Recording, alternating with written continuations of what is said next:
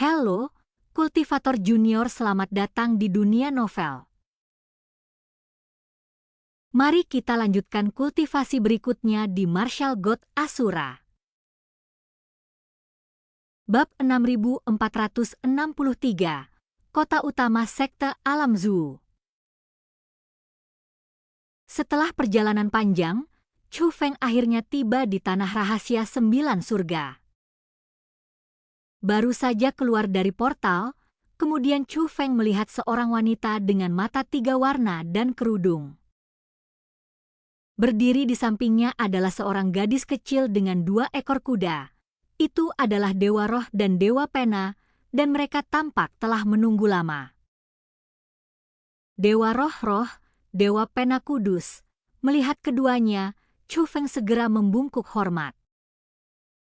Belum lagi Dewa Roh yang memiliki mata Dewa 3 alam, bahkan pengikut kecil Dewa Roh, Dewa Pena, jelas tidak sederhana.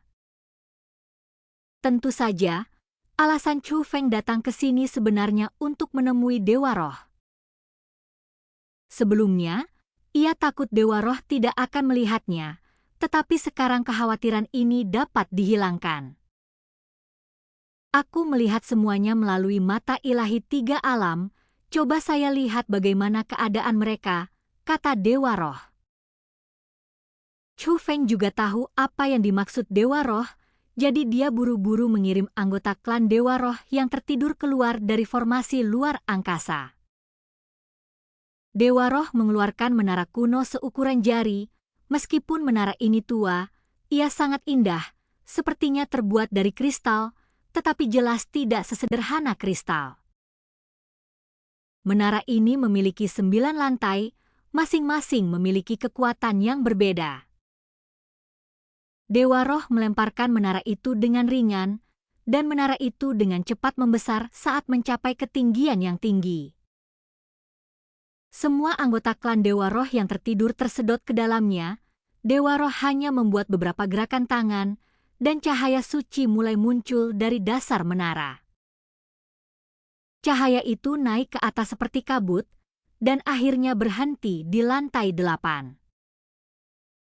Wah! Garis keturunan ini, garis keturunannya begitu murni? Tetapi mengapa kultivasimu begitu lemah? Dewa Pena itu bagaikan anak kecil yang polos, berbicara langsung dari mulutnya. Tuan Dewa Pena, apakah Anda tahu asal-usul klan Dewa Roh? Chu Feng bertanya dengan cepat. Dewa Pena meletakkan tangannya di pinggangnya dan berkata kepada Chu Feng, "Chu Feng, bocah nakal, berhentilah berpura-pura. Bukankah kau membawa klan Dewa Roh ke sini karena kau menduga bahwa mereka ada hubungannya dengan Tuan Dewa Roh?" Chu Feng menggaruk kepalanya dengan canggung. Dia memang punya dugaan ini, jadi dia membawa klan Dewa Roh ke sini, karena menurutnya, jika memang ada hubungan, maka Dewa Roh pasti akan bisa membantu klan Dewa Roh. Memang ada spekulasi seperti itu. Jadi, apakah benar-benar seperti ini? Tanya Chu Feng. Dewa Pena tidak menjawab secara langsung, tetapi menatap Dewa Roh. Adapun Chu Feng, tidak ada yang tidak bisa dikatakan, kemudian Dewa Roh tersenyum tipis.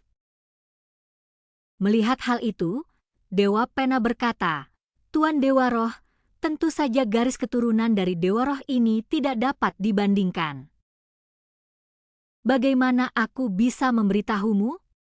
Bukan dari ras yang sama, tetapi dari darah yang sama. Sama seperti garis keturunan Guntur Surgawi, kau juga berasal dari garis keturunan Guntur Surgawi, tetapi ada banyak ras yang memiliki garis keturunan Guntur Surgawi. Kau hanya terhubung oleh darah, tetapi kau tidak memiliki hubungan apapun. Apakah kamu mengerti?" kata Dewa Roh. "Saya mengerti," Chu Feng mengangguk. Namun, garis keturunan Guntur Surgawi ada di mana-mana, tetapi garis keturunan Dewa Roh sangat langka. Kau sungguh beruntung, Nak, karena disukai oleh klan Dewa Roh, kata Dewa Pena. Memang, saya selalu beruntung. Kalau tidak, aku tidak akan menerima bantuan dari Master Dewa Roh dan Dewa Pena, kata Chu Feng sambil tersenyum. Tidak ada yang salah dengan ucapanmu, Dewa Pena tersenyum cerah, lalu mengerutkan kening. Hei, Chu Feng Bao, beraninya kau menyela pembicaraanku?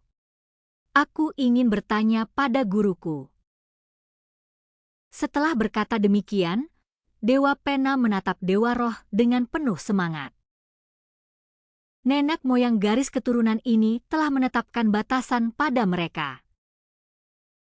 Hanya setelah mereka mengakui tuan mereka, potensi mereka dapat dilepaskan.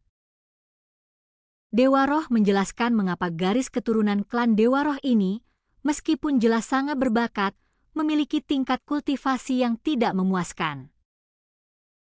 Oh, aku mengerti. Kalau begitu Chu Feng, kamu sungguh beruntung, kata Dewa Pena. Chu Feng, apakah kamu ingin mereka pulih seperti sebelumnya, atau hanya setengah dari sebelumnya? Dewa Roh bertanya pada Chu Feng. Tuan Dewa Roh, jika aku bisa memilih, aku tentu berharap untuk mengembalikan mereka ke keadaan semula, kata Chu Feng. Kau seharusnya bisa merasakan bahwa kondisi mereka sangat buruk, sudah sangat sulit bagimu untuk menyelamatkan nyawa mereka. Jika saya campur tangan, saya bisa mengembalikan mereka ke keadaan semula, tetapi prospek masa depan mereka akan terbatas.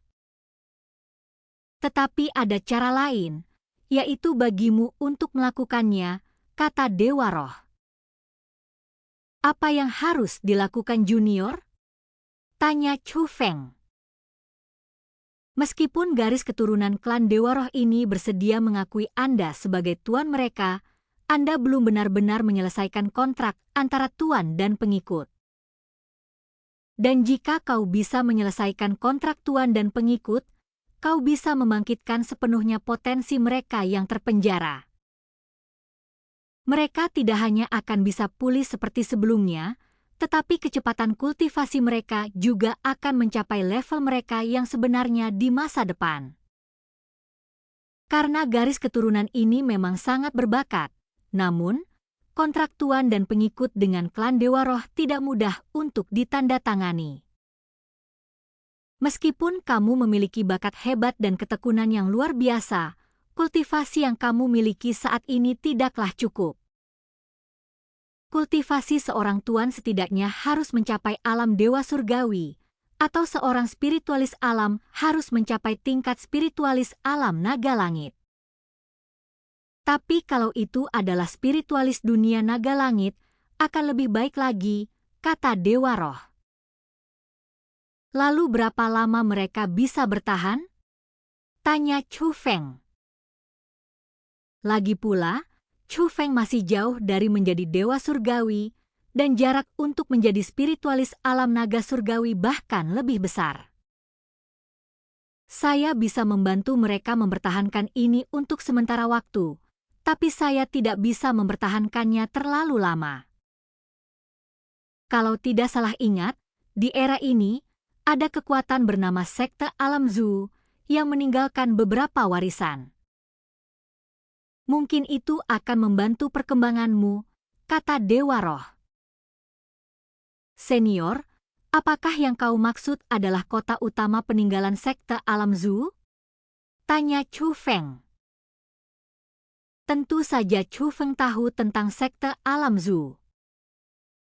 Itulah yang terjadi di awal era ini, saat dia berada di atas semua spiritualis roh dunia dan merupakan penguasa tak terbantahkan di antara para spiritualis roh dunia. Hanya setelah banyak orang kuat dari Sekte Alam Zu meninggalkan dunia seni bela diri dan memasuki sungai surgawi ke-9, Istana Suci 7 Alam dapat bangkit. Faktanya, Istana Suci 7 Alam juga memperoleh banyak manfaat dari banyaknya peninggalan Sekte Alam Zu. Namun peninggalan juga memiliki kekuatan dan kelemahan yang berbeda-beda. Ada pula beberapa peninggalan yang bahkan Istana Suci Tujuh Alam belum dapat menguraikannya hingga kini.